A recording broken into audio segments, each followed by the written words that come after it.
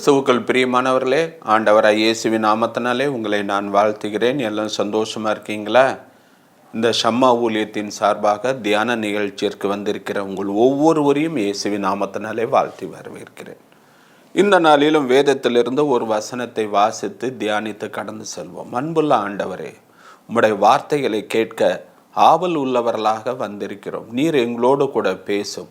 உம்முடைய வார்த்தைகளை கேட்டு அதன்படி நடந்து நாங்கள் ஆசீர்வாதத்தை பெற்றுக்கொள்ள கிருபை தாரும். இயேசுவின் நாமத்தில் ஜெபிக்கிறோம் நல்ல பிதாவே, ஆமேன். உபாகமம் 33 அதிகாரம் 25 வசனம். இரும்பும் வெண்கலம்பும் உன் பாதரட்சையின் கீழ் இருக்கும், உன் நாட்களுக்கு தக்கதாக உன் பலனும் இருக்கும் என்றான். இங்கே மோசே மூலமாக ஒரு நல்ல ப்ராப்பசி அன்னைக்கு இஸ்ரேல் ஜனங்களுக்கு தேவன் கொடுத்தது போல இன்னைக்கு ஆவியானவர் இன்னைக்கு உங்களுக்கு கொடுக்கிறார். என்ன வார்த்தையை கொடுக்கிறார்? உன் நாட்களுக்கு தக்கதாக உன் பலனும் இருக்கும். இன்னைக்கு உங்களுடைய வயசு என்ன? தேவன் உங்களுக்கு இந்த நாளிலிருந்து தேவன் உங்களுக்கு கொடுத்திருக்கின்ற வருஷங்கள் வரை உன் பலன் இருக்கும். எவ்வளோ ஒரு ஆசீர்வாதமான வார்த்தை பார்த்தீங்களா? இன்னைக்கு நிறைய பேருடைய வாயிலிருந்து ஒரு வார்த்தை, எனக்கு வயசாகிருச்சு, என்னால் நடக்க முடியாது, இனிமேல் அவ்வளோதான், என்னத்தையோ கூழாக கஞ்சோ குடிச்சிட்டு போய் சேர வேண்டிதான், அது என்னால் ரொம்ப தூரம் நடக்க முடியாது, வயசாகிருச்சுல, எலும்பெல்லாம் தேஞ்சு போச்சுல. எலும்பு தேஞ்சு போச்சுன்னு யார் சொன்ன? டாக்டர் தான் சொல்கிறார், ஆண்டவர் சொல்லவே இல்லையே. இன்றைக்கி நிறைய பேருடைய வாயின் வார்த்தைகள்லாம் எனக்கு வயசாகிருச்சு, எனக்கு வயசாகிருச்சு, எனக்கு எலும்பு தேஞ்சிருச்சு, வீடு போனுது, காடு வாவானுது, இப்படி தான் நெகட்டிவாக தான் பேசிக்கிட்டு இருக்கு. ஆனால் வேதம் நம்மளுக்கு அப்படி சொல்லவே இல்லைங்க. மோசே பாருங்க, 120 வயது வரவன இருந்து, இங்கே நீங்கள் நல்லா கவனித்து பார்த்தீங்கன்னா இந்த உபாகமம்ல நல்ல ஒரு பார்க்கிறோம். உபாகமம் 34 அதிகாரம் 7 வசனம். மோசே மரிக்கிற போது 120 வயதாக இருந்தான், அவன் கண் இருளடையவும் இல்லை, அவன் பலன் குறையவில்லை. 120 வயசானாலும் பலன் குறையிலையும். ஏன் மோசைக்கு செஞ்ச தேவன் உங்களுக்கு செய்ய மாட்டாரா? இன்னைக்கு 70 வயசானாலும் எனக்கு வயசாயிருச்சு.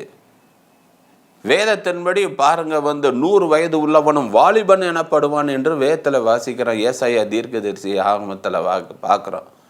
100 வயசு உள்ளவன் யூத்தான். மோசைக்கு 120 வயசாதான் கண் பார்வை. இன்னைக்கு நம்ம பாருங்க, பொடி எழுத்து தெரிய மாட்டேங்குன்னு கண்ணாடி போட்டுக்கிட்டு இருக்கோம். கண்ணில் தூசி விழுந்துருமேன்னு கண்ணாடி போடுறோம். தூர பார்வை இல்லைன்னு கண்ணாடி போடுறோம், கிட்ட பார்வை இல்லைன்னு கண்ணாடி போடுறோம். ஆனால் இங்கே மோசைக்கு 120 வயசானாலும் கண் பார்வை குறையிலையா, பலன் குறையவில்லையா. 120 வயசானாலும் மலை மேலே ஏறினேன். இன்றைக்கி வயசு 70 வயசானாலே வீட்டு மாடிப்படியெலாம் நம்மளால் ஏற முடியல, மூச்சு இறங்குது, என்னாலலாம் முடியலப்பா அப்படின்றோம். வாயின் வார்த்தைகள். ஹல்லேலூயா. காலேப் சொல்கிறான், 85 வயசு ஆனாலும் எனக்கு 45 வயசுக்குரிய பலன் இருக்கிறது. கிறிஸ்துவுக்குள் பிரியமானவர்களே, ஆண்டவர் என்ன சொல்லிருக்க? உன் வயது திரும்ப வாழ வயது போல் ஆகும், கழுகுக்கு சமானமாக. கழுகை குறித்து நாம் எல்லாருக்கும் தெரிஞ்சது. கழுகுலாம் பாருங்க, இந்த வயசாகி ரெக்கெல்லாம் இதாகி போச்சுன்னா அது என்ன செய்யுமா? மலை உச்சியில் போய் பாறை இடுக்குள்ள உட்காந்து அழகை வச்சு ஒவ்வொரு ரெக்கையாக கொத்தி போட்டு இந்த அழகை வச்சு பாறையில் டொக்குன்னு உடச்சி இதெல்லாம் உடச்சி போட்டு மொட்டையாக இருக்குமா, கொஞ்ச நாள் காத்திருக்குமா, அதுக்கு பிறகு புது ரெக்கைகள் முளைக்குமா, புது அழகு அதுக்கு உண்டாகுமா. பறவை இதுவரை பறந்ததை காட்டிலும் ரெக்கைகளை அடித்து இன்னும் உயர படுக்குமா. விமானம் போகிற அளவுக்கு 33,000 அடி உயரத்துலலாம் கழுகு பறக்குமா. இந்த விமானத்து ஓட்டிகள் கழுகை கண்டு பயப்படுவாங்களாம். அவ்வளோ உயரத்தில் பறக்கக்கூடியது கழுகு. அவ்வளோ உயரத்தில் இருந்தாலும் கண்ணு கூர்மையாக கோழி குஞ்சு எங்கே போகுதுன்னு பார்த்து டக்குன்னு கொத்திட்டு போயிடுமா. புயல் வரப்போகுதுன்னு நினச்சா பூமியில் இருக்காதான், உயரத்துக்கு போயிடுமா.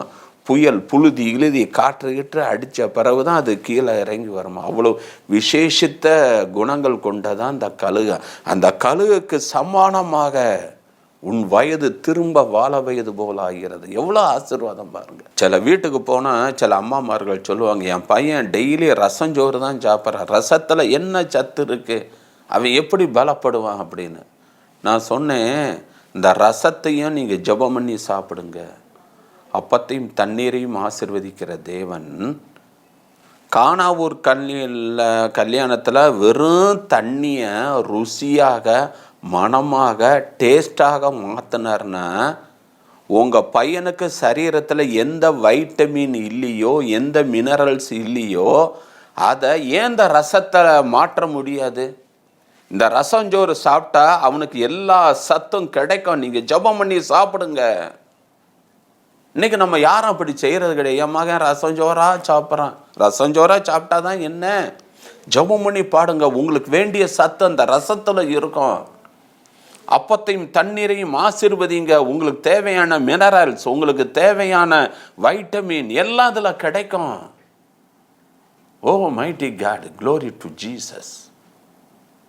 உன் நாட்களுக்கு தக்கதாக பலன் இருக்கும். இனிமேல் நெகட்டிவாக பேசாதீங்க. பக்கத்து வீட்டு மாமிக்கு இந்த வியாதி இருந்துச்சு, அது போய் சேர்ந்துருச்சு, எனக்கும் வந்துருமோ, பயப்படாதீங்க. டாக்டர் சொல்லலாம், ஆனால் தேவன் சொல்லவில்லை. பார்த்தீங்களா?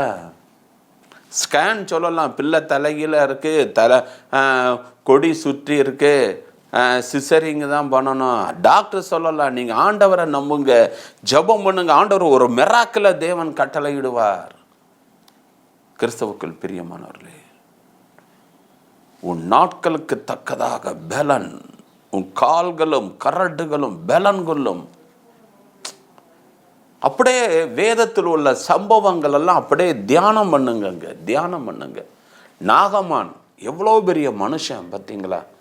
சீரியா தேசத்தில் படைத்தளபதி நாகமான். அவன் இந்த யோர்தான்ல 7 தரம் முங்கினவுடனே அவன் மாம்சம் எப்படி ஆச்சா? பெரியவங்க மாம்சம் கணக்காவா ஆச்சு? சிறு பிள்ளையின் மாம்சம் போல மாறினதில்ல. ஏன் அங்கே சிறு பிள்ளையின் மாம்சம் போல மாறிச்சுன்னா, மோசைக்கு 120 வயசு ஆனாலும் பலன் குறையாமல் இருந்துச்சுன்னா, காலேபுக்கு 85 வயசு ஆனாலும் 45 வயசு ஆச்சுன்னா, ஏன் ஆண்டவர் உங்களுக்கு செய்ய மாட்டார்? அவர் என்ன பார்ஷியாலிட்டி பார்க்குற தேவனா? கிடையாது. உங்கள் வாயின் வார்த்தைகள், நான் நல்லா இருப்பேன், நான் பலப்படுவேன், என் கண்ணு நல்லா தெரியும், நான் மாடிப்படி ஏறுவேன், இன்னும் மலை மேலே ஏறுவேன், என் பேரம்பேத்தி கல்யாணத்தெல்லாம் பார்ப்பேன். உங்கள் வாயின் வார்த்தைகள், அதைத்தான் தேவன் பார்க்கிறார். ஆண்டவரை, உன் நாட்கள், நீ எத்தனை வருஷம் உன்னை பூமியில் வச்சிருக்கேன்னு நான் நினச்சிருக்கணும், அத்தனை வருஷம் வேற பலன் இருக்கும் என்று வேதத்தில் வாசிக்கிறோம். ஹல்லேலூயா. சரி, அப்போ ஏன் நான் பலவீனமாக இருக்கேன்? அதைத்தான் நம்ம பார்க்க போகிறோம். வேதத்தை எடுத்து வாசிங்கள். 31ஆம் சங்கீதம் 10ஆம் வசனம். அக்கிரமத்தினாலே என் பலன் குறைந்தது. உங்கள் பலன் ஏன் குறையுது? அக்கிரமம் செஞ்சால் பலன் குறையும் என்று வேதம் சொல்லுகிறது. பாவம் நம்மளை மட்டும் பாதிக்கும், அக்கிரமம் மற்றவங்களையும் பாதிக்கும். அக்கிரமம்னா என்ன? கிரமத்துக்கு நேர் ஆப்போசிட்டு தான் அக்கிரமம். பூமியிலே அக்கிரமம் பெருகினதுனால தான் நோவா காலத்தில் தேவன் எல்லாவற்றையும் அழித்தார். ஏலியின் பிள்ளைகள் செய்த அக்கிரமம் வானபரியந்தமும் எட்டதுனால அந்த 2 பிள்ளைகளும் யுத்தத்தில் மரித்தாங்க. சோதம் குமோர பட்டணத்துடைய மக்களினுடைய அக்கிரமம் வானபரியந்தமும் எட்டதுனால அக்கினியினால் அழித்தால். அக்கிரமம் மட்டும் பண்ணாதீங்க. யார் தான் யோக்கியமாக இருக்கா? இதெல்லாம் ஒன்றும் தப்பு இல்லை அப்படின்னு சொல்லிட்டு தப்பு மேலே தப்பு பண்ணாதீங்க, தவறு மேலே தவறு பண்ணாதீங்க, துணிகரமாக பாவம் செய்யாதீங்க. உங்களுடைய அந்தரங்க பாவம், உங்களுடைய ரகசிய பாவத்துக்கெல்லாம் ஒரு முற்றுப்புள்ளி வைங்க. கர்த்தரை குறித்த பயம் இருக்கணும். கர்த்தரை குறித்த பயந்து நடங்க. கிறிஸ்துவுக்குள் பிரியமானவர்களே, ஒருவன் செய்கின்ற அக்கிரமம் தான். நீங்கள் சங்கீதம் 38ஆம் சங்கீதம் 3ஆம் வசனத்தில், என் எலும்புகளில் சௌக்கியம் இல்லை. ஏன் உங்கள் எலும்பில் சௌக்கியம் இல்லை? கையை இப்படி தான் ஊன்றீங்க, எலும்பு உடஞ்சி போகிறது. வண்டியை திருப்பினேன், சாஞ்சேன், எலும்பு இதாகிருச்சு. எலும்புகளில் சௌக்கியம் இல்லை, எலும்பெல்லாம் உலர்ந்து போயிருச்சு. கர்த்தரை குறித்த பயம் இருந்துச்சுன்னா உங்கள் எலும்புகளில் பலன் இருக்கும். ஆண்டவர் சொல்றாரு, உன் நாட்களுக்கு தக்கதாக. வாயின் வார்த்தைகள் பாருங்க. பேதுரு யோவானு தேவாலயத்துக்கு போறாங்க. 40 வருஷமா சப்பானியா ஒருத்தன் இருக்கான். ஏதாவது பிச்சை இருக்குமான்னு பார்க்குறான்.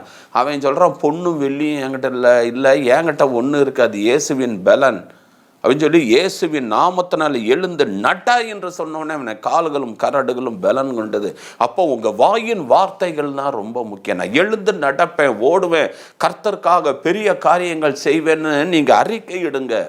உங்கள் எலும்புகளில் பலன் உண்டாகும், உங்கள் எலும்புகளில் சௌக்கியம் உண்டாகும். இரண்டாவதாக நீதிமொழிகள் 3ஆம் அதிகாரம் 7ஆம் வசனம் 8ஆம் வசனம், கர்த்தருக்கு பயந்து தீமையை விட்டு விலகு. கர்த்தருக்கு பயந்து தீமை விட்டு விலகுங்க, உன் நாபிக்கு ஆரோக்கியமும் எலும்புகளுக்கு ஊனுமாகும். நாபி, ஒரு தாயிட்டன்னு பிள்ளைக்கு வருகின்ற இந்த தொப்புள் கொடி, அதுதான் நாபி. அது சௌக்கியமா இருந்துச்சுன்னா பிள்ளை சௌக்கியமா இருக்கும். அதைத்தான் சொல்றாங்க, பிள்ளைக்கு சளி பிடிச்சா குழந்தைக்கும் சளி பிடிக்கும் சொல்றாங்கல்ல. அந்த தொப்புள் கொடி மூலமாக தான் உணவு எல்லாம் போகுது. அது ஆரோக்கியமாக இருந்தால் பிள்ளை ஆரோக்கியமாக இருக்கும். அதில் சுகவீனம்னா பிள்ளைக்கு சுகவீனம் வரும். அப்போ உன் நாபிக்கு ஆரோக்கியம் உண்டாகணும்னா நீ தீமையை விட்டு விலகு. நீ தீமை செய்யாத, நீ நன்மை செய். உன் நாபிக்கு ஆரோக்கியமாகவும் எலும்புகளுக்கு ஊனுமாகும். ஒரு எலும்புக்கு உள்ள இருக்கிற அந்த ஊன் இருந்தால் தான் எலும்பு பலப்படும் என்று நாம் பார்க்கிறோம். எவ்வளவு பெரிய சத்தியம் அடங்கி இருக்கு பார்த்தீங்களா? அடுத்த சங்கீதம் 92:15, முதிர் வயதிலும் கனி தந்து பசுமையும் புஷ்டியுமா இருப்பார்கள். முதிர் வயசுல எனக்கு வயசாயிருச்சு, இனிமேல் நடக்க முடியாது, இதெல்லாம் சாப்பிட முடியாது அப்படின்னு சொல்லாதீங்க. நான் சில மீட்டிங் போவேன், 72 வயசு பெரியவர் பார்த்தீங்கன்னா பல்லு எல்லாம் இருக்கும், எலும்பை கடிப்பார், புரோட்டாவை நல்லா சாப்பிடுவார், திடகார்த்தமாக இருப்பார். ஆண்டவர் சொல்கிறாரு, அந்த மாதிரி தான் நான் உன்னை வைப்பேன், வயசெல்லாம் எனக்கு பொருட்டு கிடையாது. முதிர் வயதிலும் நீங்கள் கனி கொடுப்பீங்க. சிலவங்க சொல்லுவாங்க, ஏன் அவர் வயசாயிருச்சு அப்படி தான் கோவப்படுவார், எரிஞ்சு விழுவார். நோ, முதிர் வயதனாலும் கனி கொடுப்பாங்க. அவங்கள்ட்ட அன்பு இருக்கும், சமாதானம் இருக்கும், சந்தோஷம் இருக்கும், அவருக்கு இறக்க குணம் இருக்கும், நீடிய சார்ந்தா இருக்கும். அவங்க கோவப்பட மாட்டாங்க, அவங்க எரிச்சல் பட மாட்டாங்க, அவங்க கனி கொடுப்பாங்க. யார்? ஆலயத்தில் நாட்டப்பட்டவர்கள். கர்த்தருக்காக ஊழியம் செய்யுங்க, கர்த்தருடைய ஆலயத்தில் இன்வால்மெண்ட் ஆகுங்க, ஆண்டவருக்காக ஏதாவது செய்யுங்க.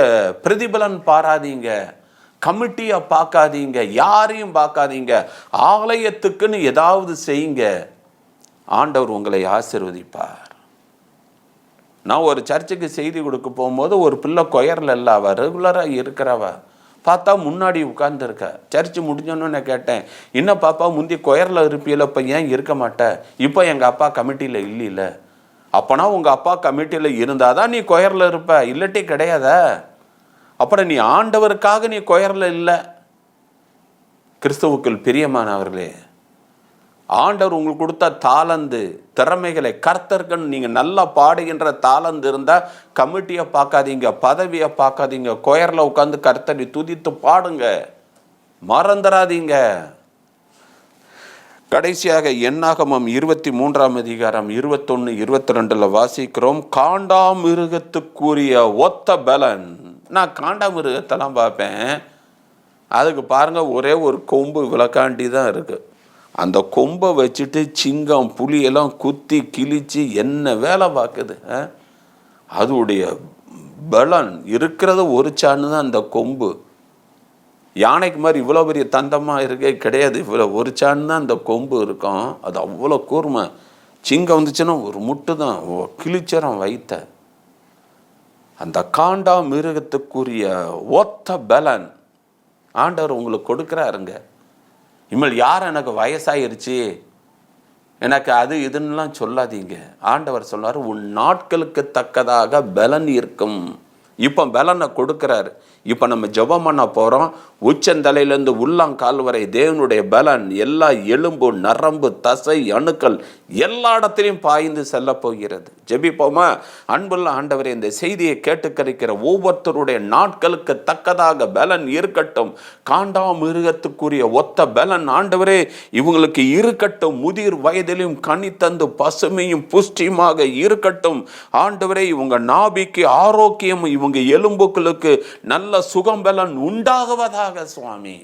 நரம்புகள் பலப்படட்டும், எலும்புகள் பலப்படட்டும், நோய் நொடிகள் நீங்கட்டும் சுவாமி. கால்களும் கரடுகளும் பலன் கொள்ளட்டும் ஆண்டவரே. எந்த வியாதியா இருந்தாலும் அதை எடுத்து போடும். இப்பொழுது சுகம் உண்டாவதாக இயேசுவின் நாமத்தினாலே. நீங்க அப்படி செய்யப்படுற கிருபைக்காக நன்றி அப்பா. நன்றி நன்றி நன்றி. Oh mighty God, glory to Jesus. ஒவ்வொருத்தருக்கும் சுகத்தை கொடுத்ததற்காக நன்றி.